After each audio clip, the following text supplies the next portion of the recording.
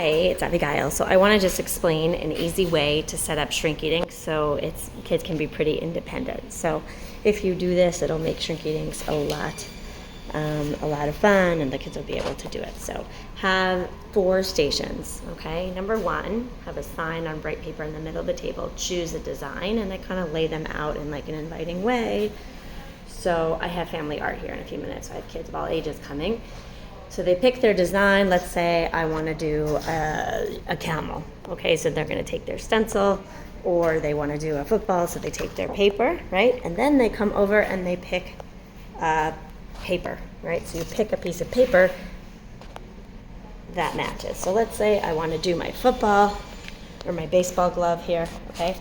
So I'm going to pick, and these are pre-cut, and then I have like an outline here so that they can see what they're picking. Right, so I have, and they're the translucent ones. They're pre-cut. This is cut with a hole cutter thing. So you can do that. We have, I think, the hearts, and we have circles and whatever. The bigger ones, about 3 inches. And then basically I'm going to figure out, okay, what would be good for my baseball. So that one could work. I actually did this on purpose. If they want to make like a name tag or something, and they can just do letters. Then they would take the stencils, which are letter stencils, which are over here.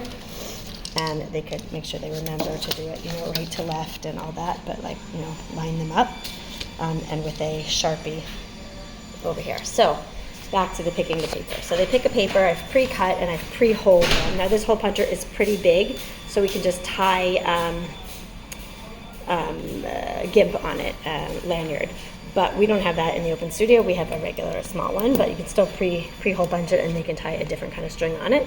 And then I have these if they want to do a few different things. Say they want to do a Degel Yisrael, say they want to do an Eretz Yisrael like this, so they can trace it. It's more or less the same size. And I have also some of these like Hamsas cut and already, done, and they can just put it on top and trace it. So I'm turning the phone. So then they pick their paper.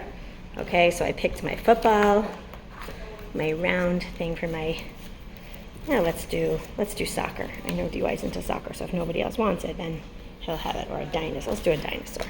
Okay, so I picked my dinosaur, perfect size paper, and it's very important that you pre-cut the paper so that they don't waste it. And they're going to be like, oh, the dinosaur doesn't fit, but the truth is it can fit. You could sort of like wiggle it around, have them use the corner and the corner like that, and it could totally fit. Okay, so then you take your paper and your Shrinky Dink to the next station, which is trace and color, and you trace on the shiny side with a Sharpie. Okay, little kids can use these, the bigger kids can use the finer ones, but it's really whatever they want. Sharpie or any kind of permanent black, and you're just going to have them trace the outside of the dinosaur. Then they turn the paper, they're going to trace on the shiny side, you see? And then they're going to turn it over, and this is a mess-free thing. I've already pre-sharpened colored pencils. They're ready to go. I have them laid out. So then the next step 3, is trace and color on the not shiny side. Okay, so I'll show you that in just a second.